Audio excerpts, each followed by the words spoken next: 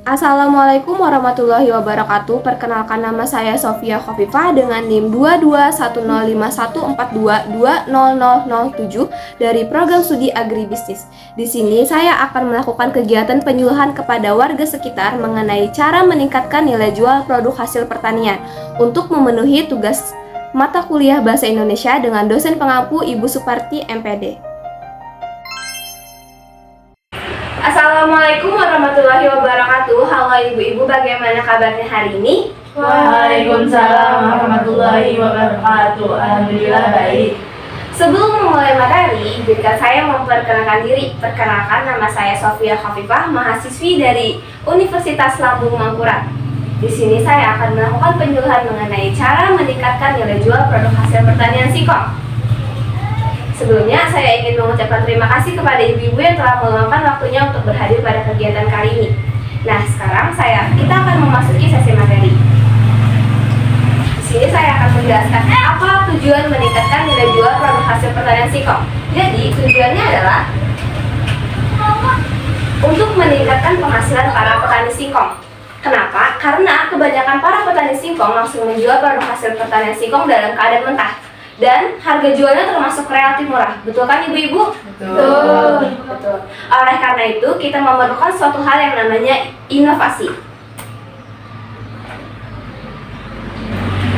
Sebagai contohnya, petani menjual singkong dalam keadaan mentah seharga 6.000 per kilonya. Ketika kita melakukan yang namanya inovasi, kita dapat membuat singkong tersebut menjadi keripik singkong. Dan itu dapat meningkatkan nilai jual produknya. Betul kan ibu-ibu? Betul. Contohnya, jika singkong mentah tadi kita olah menjadi keripik singkong, yang awalnya keripik singkong seharga 6.000 per kilo menjadi 40-50.000 per kilo keripik singkong. Ibu-ibu di sini sudah tahu kan bagaimana cara membuat keripik singkong? Sudah. Baik, karena ibu-ibu tadi sudah bilang sudah tahu cara membuat keripik singkong, saya ingin bertanya lagi, apakah ibu-ibu tahu inovasi kreasi olahan keripik singkong? Tidak. Baik, karena ibu-ibu belum tahu, sini saya akan mendemonstrasikan cara yang paling sederhana yang dapat kita lakukan di rumah. Saya akan menyiapkan alat dan bahannya dulu.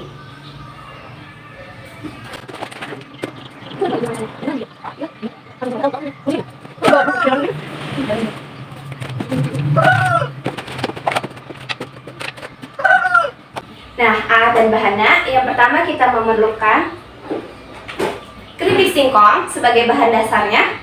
Kedua, kita memerlukan perasa, bumbu perasa. Di sini saya menggunakan bumbu perasa rasa jagung bakar. Ibu-ibu bebas memilih rasa apa saja sebagai bentuk kreasinya. Yang ketiga, kita memerlukan toples. Ini bertujuan untuk supaya kita bisa mencampurkan bumbu dan singkongnya. Kemudian kita memerlukan di sini saya menggunakan kemasan ukuran 50 gram. Kemudian kita memerlukan timbangan untuk menimbangnya. Jadi langkah-langkahnya yang pertama adalah masukkan keripik singkong ke dalam toples. Masukkan secara perlahan agar singkong tidak hancur.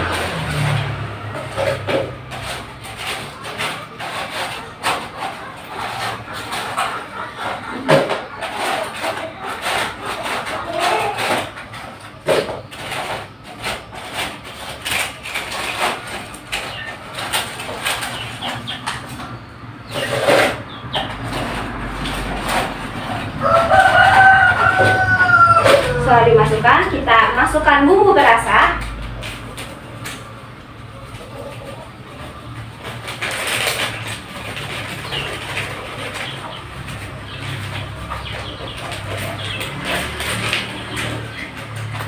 Kemudian kita ratakan bumbu dan singkong.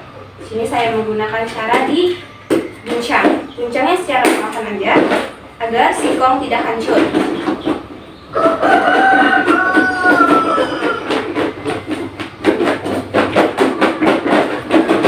Setelah dirasa bumbunya merata, kita masukkan ke dalam pouch.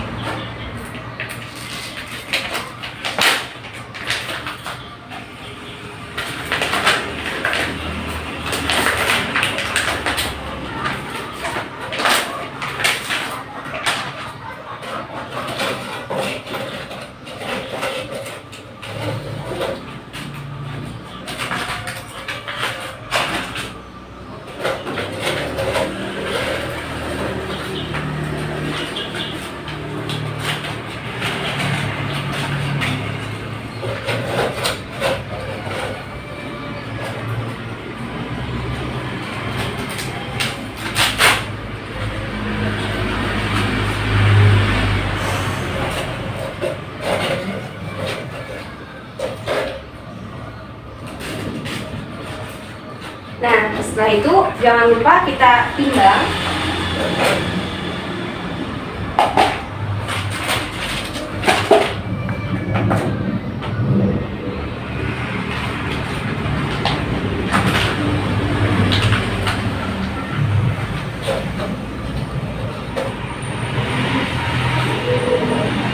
Timbang sampai sesuai ibu-ibu di sini bisa dilihat sudah 20 gram. Iya. Ya. Nah, setelah kita rasa cukup, keripik singkong ini ketika sudah dimasukkan ke dalam pouch dapat dijual seharga 5.000 per pouch. Baik ibu-ibu, apakah ada pertanyaan? Saya Baik, silakan perkenalkan diri.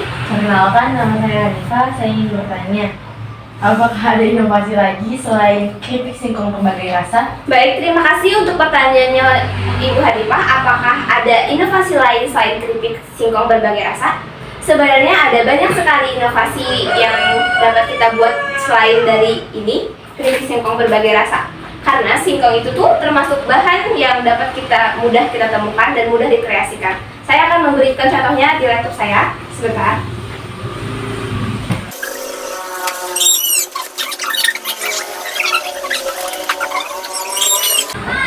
Baik, contoh yang pertama ada tape singkong.